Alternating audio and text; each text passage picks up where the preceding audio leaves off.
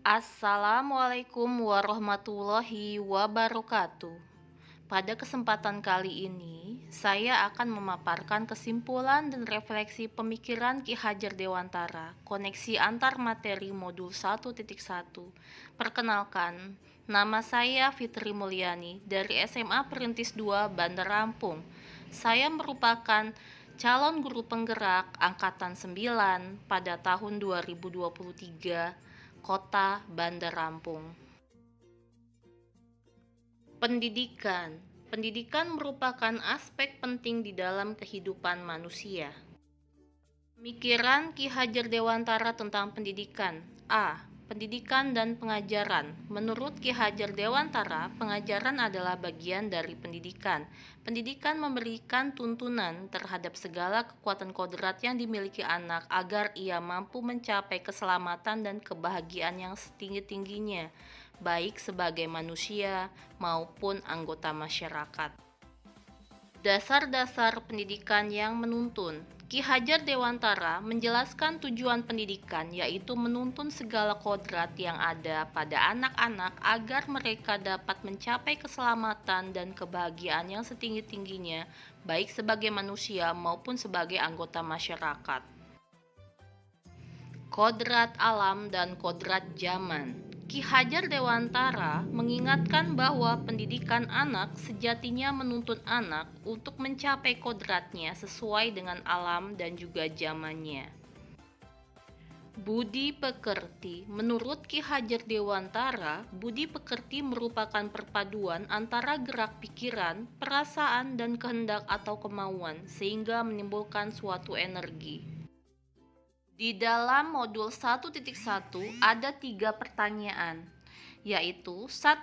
Apa yang Anda percaya tentang murid dan pembelajaran di kelas sebelum Anda mempelajari modul 1.1? 2. Apa yang berubah dari pemikiran atau perilaku Anda setelah mempelajari modul ini? 3. Apa yang dapat segera Anda terapkan lebih baik agar kelas Anda mencerminkan pemikiran Ki Hajar Dewantara? 1. Apa yang Anda percaya tentang murid dan pembelajaran di kelas sebelum mempelajari modul 1.1?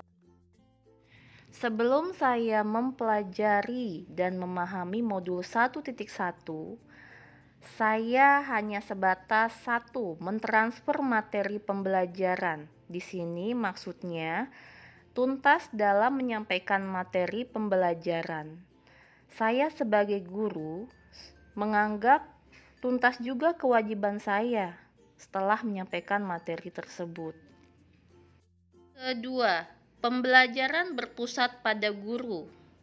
Ini maksudnya di setiap kegiatan belajar mengajar, guru menjadi dominan utama untuk menyampaikan atau sebagai sumber utama dalam pembelajaran.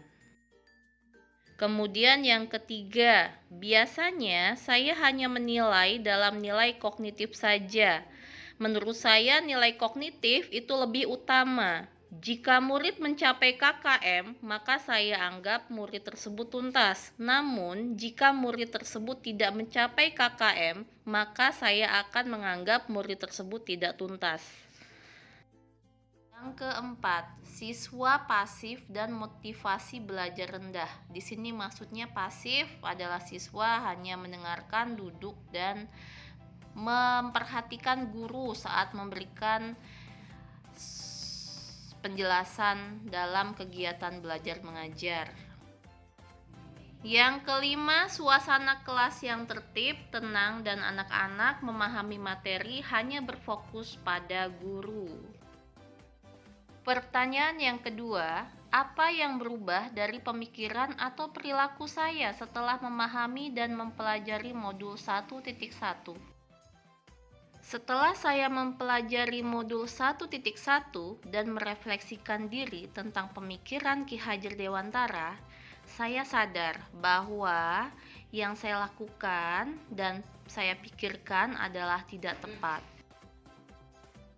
Seharusnya sebagai guru, yaitu 1. Pembelajaran menyeluruh baik kognitif, afektif, dan psikomotorik. Kedua, murid sebagai subjek pembelajaran. Yang ketiga, guru sebagai fasilitator. Saya sebagai guru memandang diri saya sebagai fasilitator, yaitu membantu siswa untuk mengoptimalkan potensinya dan membuat pembelajaran menjadi menyenangkan.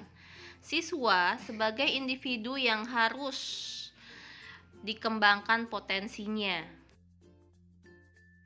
Pemikiran yang harus dirubah, yaitu satu, guru bukanlah satu-satunya sumber belajar. Dan yang kedua, pembelajaran berpusat pada peserta didik. Perilaku yang dirubah. A. Menggunakan metode belajar yang bervariatif. B. Mengembangkan kemampuan dan potensi diri. Pertanyaan yang ketiga, apa yang dapat Anda segera terapkan agar kelas Anda mencerminkan pemikiran Ki Hajar Dewantara?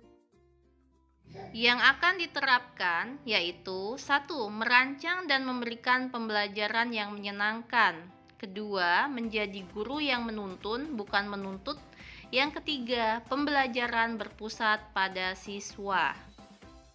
Kesimpulan yang dapat saya simpulkan adalah 1. Pendidikan adalah menuntun anak sesuai dengan minat dan bakatnya. Yang kedua, pendidikan tidak hanya ilmu pengetahuan atau akademis saja, melainkan budi pekerti. Dan yang ketiga, pendidikan harus berpihak kepada siswa.